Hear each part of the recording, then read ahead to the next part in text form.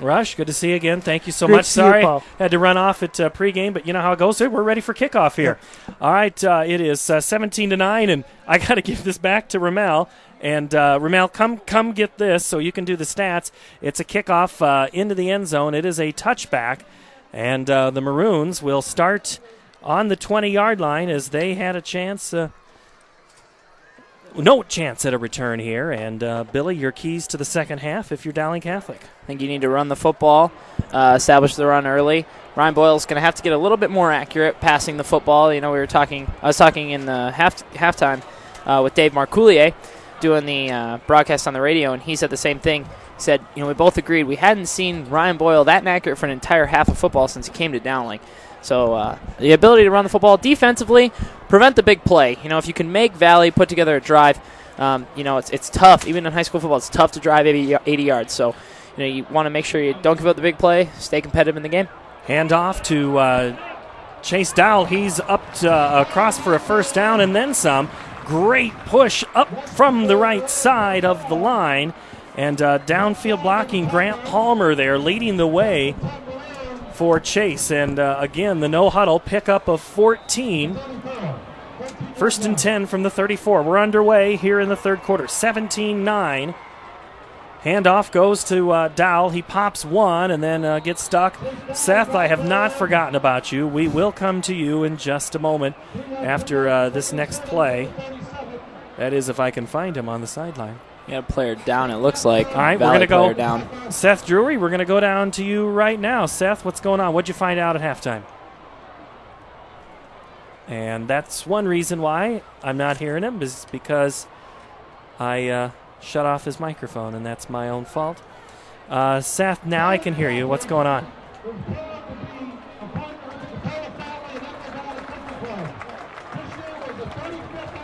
And the injured player is now off the field.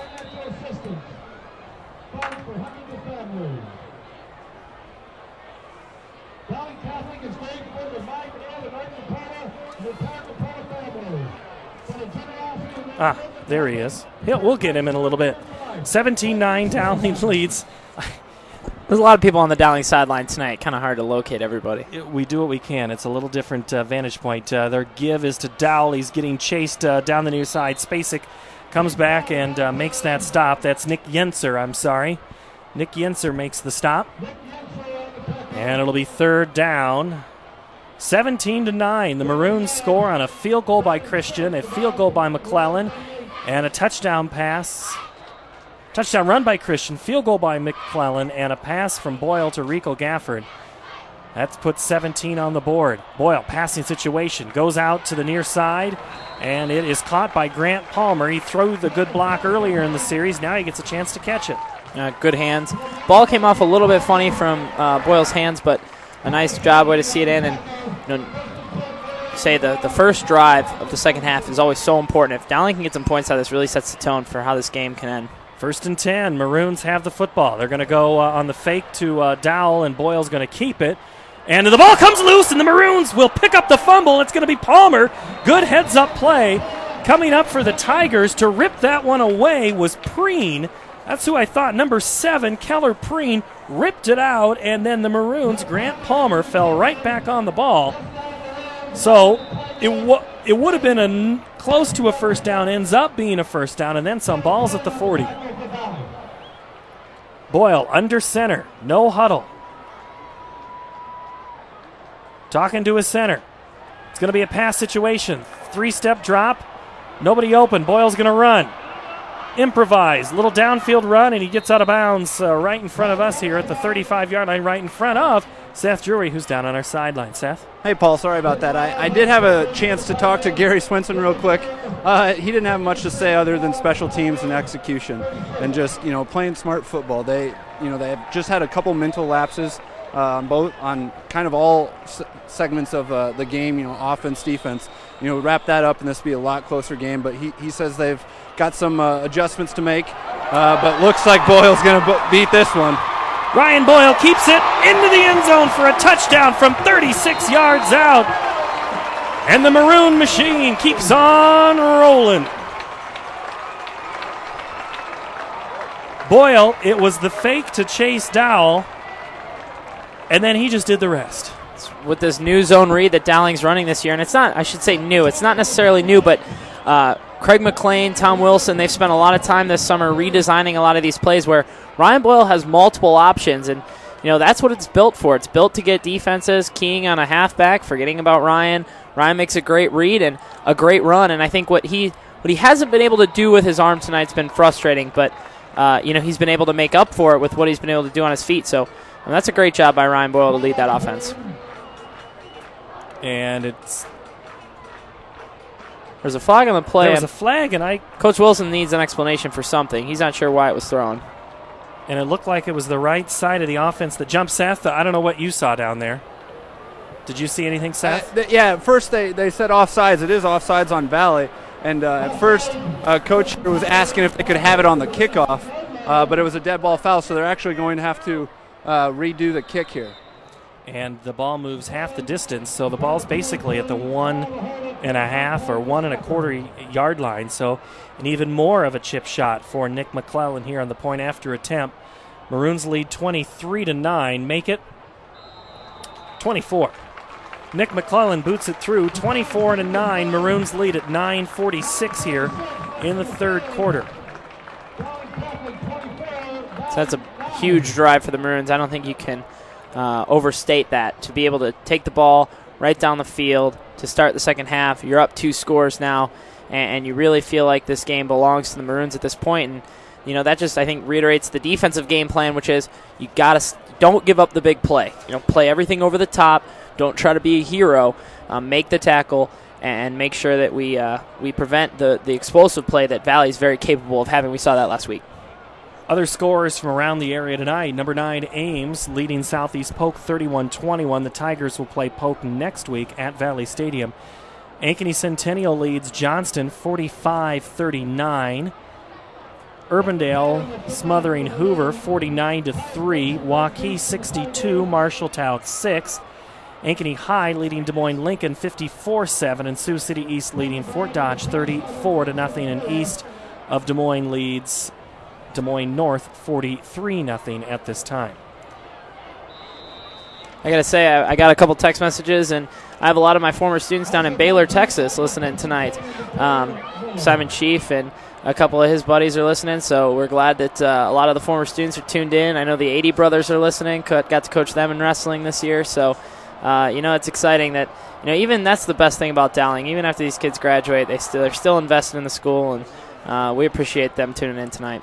High kick taken by the Tigers at the 20 up to the 25-yard line, and not much more than that goes Trevor Bell before he is stopped by Morrow and also Isaiah Patton. And let's give Eric Hott a chance to get in there as nice kick and 8-yard return for the Tigers. They'll start at 1st and 10 from the 29. Valley looking, the big question will be who comes out at quarterback. My guess is LeGrone. I think that would probably be a safe bet. But don't be, if you're tailing Alexander, don't get too cold because there's a chance you'll come in. And it's not because Coach Swenson's just looking for his options right now, and it's a long season, and you just never know who is going to end up the quarterback for the Tigers. LeGrone, it's his right now. In motion goes Bell. They go to Mason up the middle, and Tyus Mason has a big hole, and he's across midfield, and he's still on his feet. Devaney tries to make the stop across the 45-yard line, and just like that, a blink of an eye, and the Tigers are into Maroon territory to the 43-yard line. That's a tough play for the Maroons to defend with a jet motion. It took Rico Gafford across the formation, and then Isaiah Patton had to step up, make a tackle, and he just a little bit of an arm tackle, just kind of took a misstep, and Tyus put a nice move on him, and that's what happens when you expect one person to make a play on defense. That's tricky. That's hard for a defensive unit because in a one-on-one play with a running back and a defensive player, you tend to like the running back's chances. Holmes comes to the near side. Daphne up top. LeGrone has some time. He's going to throw it down the field, and it's just behind the intended receiver at Gafford, and a penalty flag comes from that far sideline, and the boos come from the near side. They're not a big fan of that call. Rico was all over Daphne, but I don't know if it was pass interference or not. I caught the replay. He was a little early, but I think what makes it look worse than it actually was they were both jumping for the ball. So both guys, I think, kind of went lateral to the ground. It looked like it might have been a tad early. It's a tough call, but one that doesn't break the Maroons' way. I think that call could have easily gone either way. The home crowd certainly didn't like it, and you could tell the orange and black on the far side were extremely accepting of that flag on the field.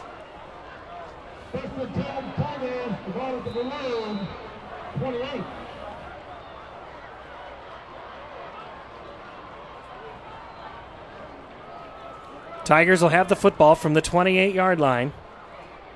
9 minutes and 1 second to play. Toss sweep Mason around the right side. Not much there. He cuts it up to the in front of the Valley bench before he's sent out of bounds.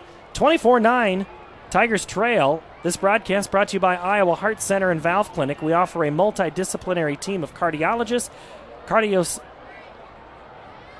surgeons, and staff who provide focused assessment and treatment options for patients online at iowaheart.com. 24-9 Maroons lead. Tigers have the football. It was a 28-yard run by Tyus Mason that got him into this position. It's 2nd and 7 from the 25. Mason has kind of been the featured back on this series and pretty much most of the game. Not much out of Gray. But just as you say that, Gray might figure in. Legron's going to go deep. He's going to throw it. That's another and that's going to be another interference on Rico. And that was definitely a push in the back. I think Rico knows it. He doesn't look thrilled with the call, but I think everybody in the stands knows that was definitely interference.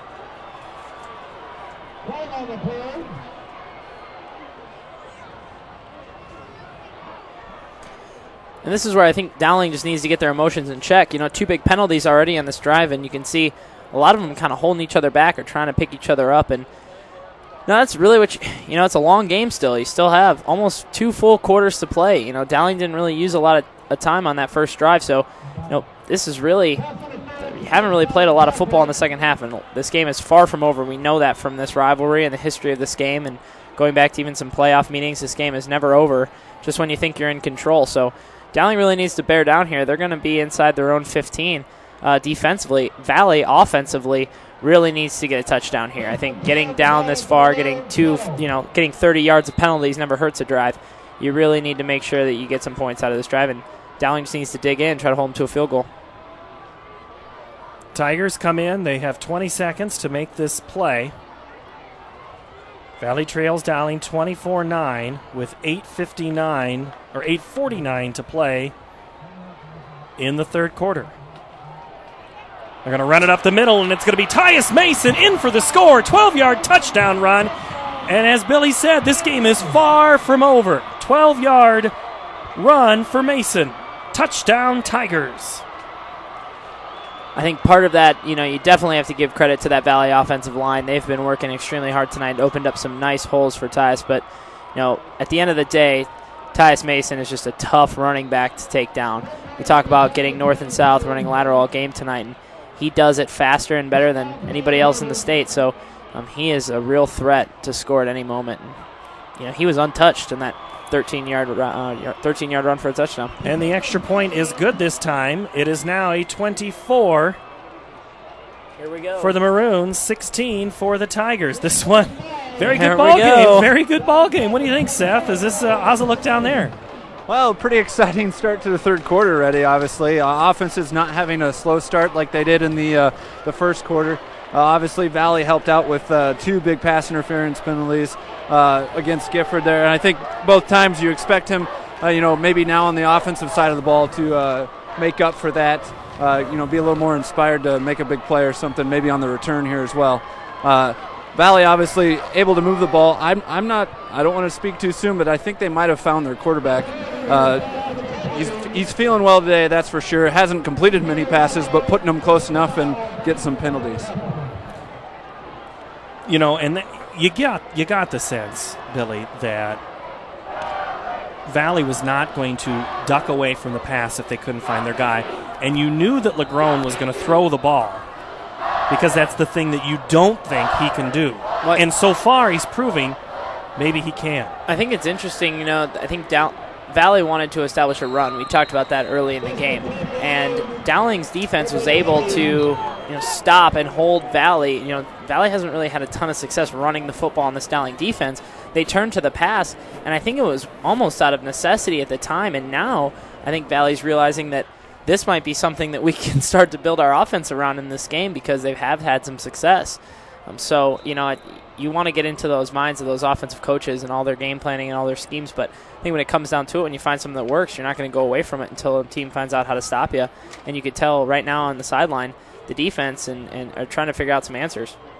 Tigers on defense, the Maroons moving. Boyle's going to keep it on the fake, turns it up inside to the 25 before he is hit well by Reese Garver.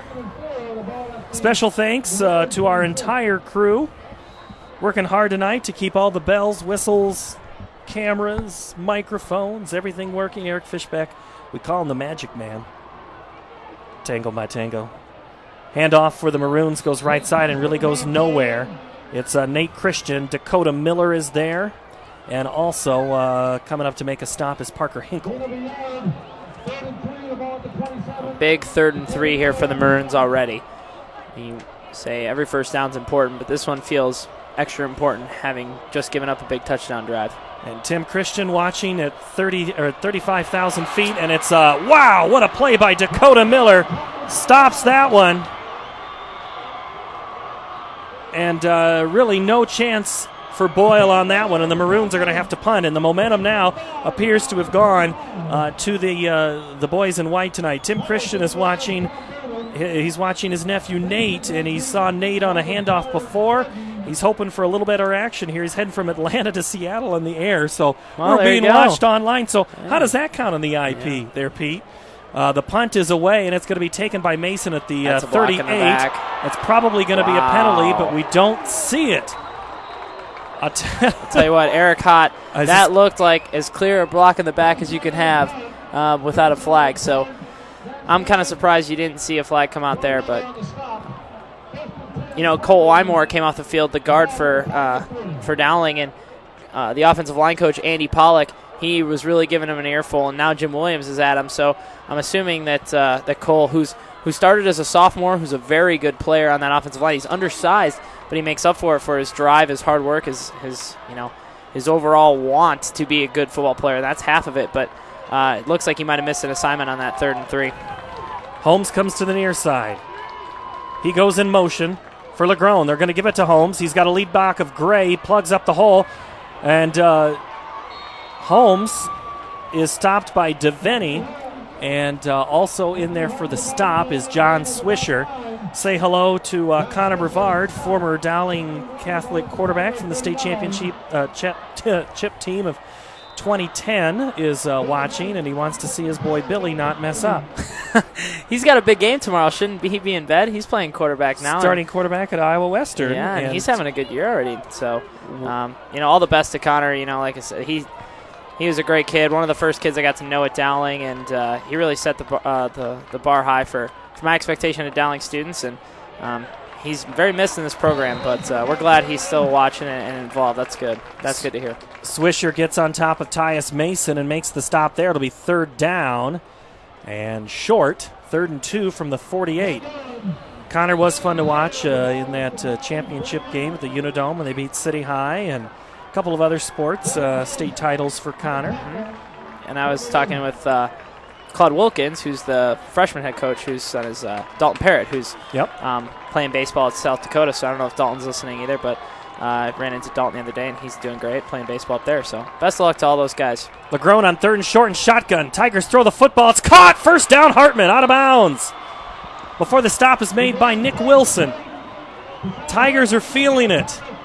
And I got to say, on that near sideline, Billy, the Maroons are kind of looking around going, they're not supposed to be able to throw the football. Well, and there's just some confusion in the secondary. I'm not sure if it's just missed assignments or jumping early routes, but there's a lot of open receivers for Valley. And when the coverage is tight, it seems like it's drawing interference calls. So the back five really for Dowling, or back six, I should say, are really kind of need to figure out what they're doing here and get on the same page. Legrone sends 2 receivers, Daphne and Holmes, to the near side. LeGrone under center. He's got Mason behind him. Handoff goes Mason off the right tackle side, and he's still on his feet. And I'll tell you what, he's getting past that initial burst. It's, again, a secondary position making the tackle. Joey Miller, the linebacker, makes the stop. Ideally, the defense, the tackles are not there to make the tackle. Right. They're there to just plug up the hole and let somebody else come in. Right. But when you're getting 7 and 8 yards, that's when there's a problem. Yeah, if your defensive tackles are getting pushed back into your linebackers, then it's going to be a heck of a lot harder for your linebackers to scrape off and make plays.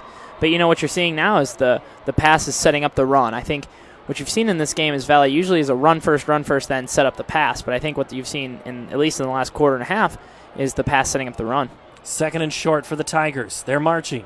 Handoff Mason left side, and he is going to be close to that first down, but short. Maroons make a stop in the middle. Good defensive tackle to play there, JoJo Jock.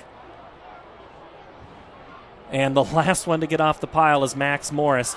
That's another one Coach likes to talk about. He is an absolute animal. They say at the varsity level he is almost unblockable in practice. They said they have to put 2-3 guys on him, and even going up against the scout team offensive line, they have to put in their starting tackles to try to block him just to give him a look, or else he's in the backfield on every play. He is, and he's a nice kid, but he is an absolute animal on the football field. 24-16. Maroons have the lead, but the Tigers have the ball. They're on the 32-yard line. LeGrone, the senior at quarterback, hands off to Mason, another senior. Mason up the middle. He is going to get the first down and extend the drive for the Tigers. Hey, if you are watching us on the internet, give us a shout out at Dowling Webcast. Love to hear from you on Twitter or say hello on the Facebook page.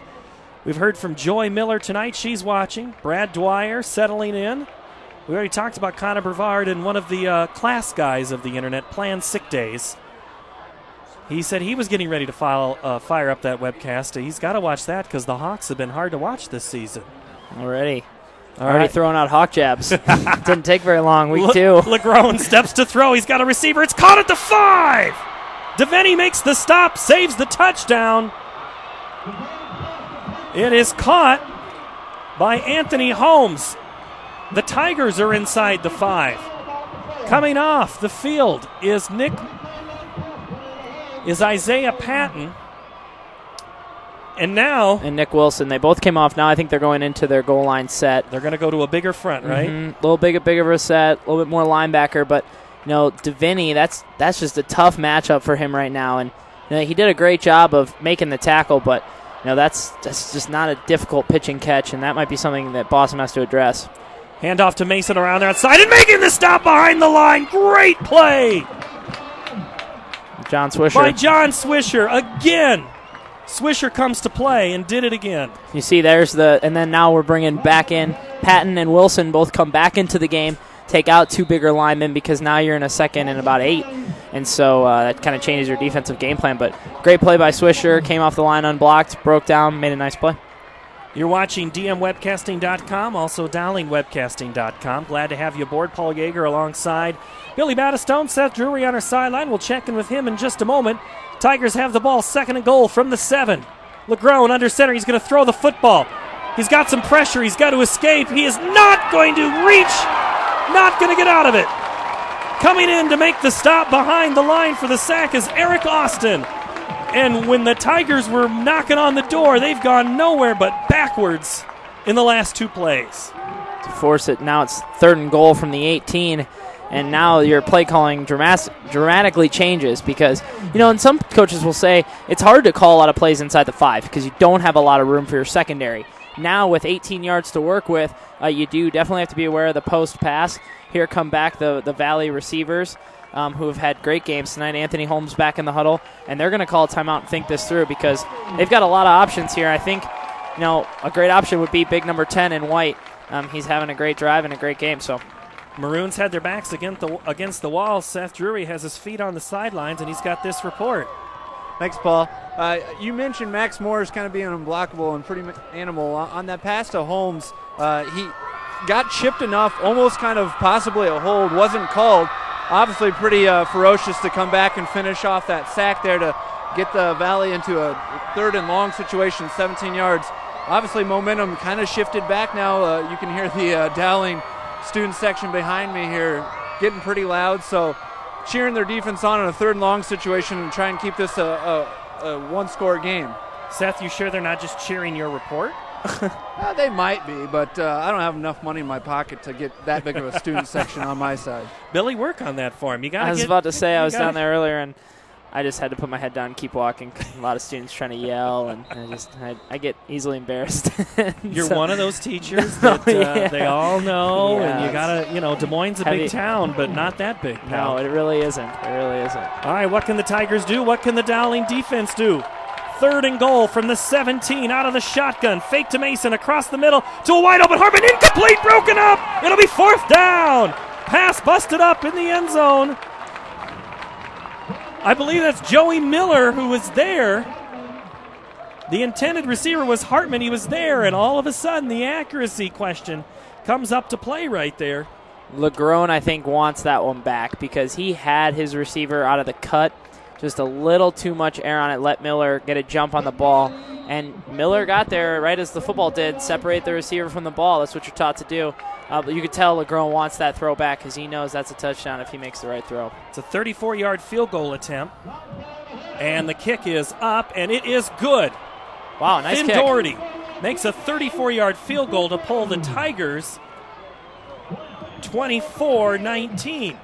That's a nice kick by Doherty, especially after that extra point, And I like that about the Valley coaching staff because a lot of coaches would be quick to pull the trigger on something like that and say, we don't have a kicker, and that's a 38-yarder is not an easy kick for even a good high school kicker. So, not to say that Doherty isn't. That's not the point here. But to say that Doherty missed that extra point earlier, to see him shake that off and go out and make a nice kick, that's impressive. Good for him, and good for that Valley coaching staff for showing faith in him. That's exciting.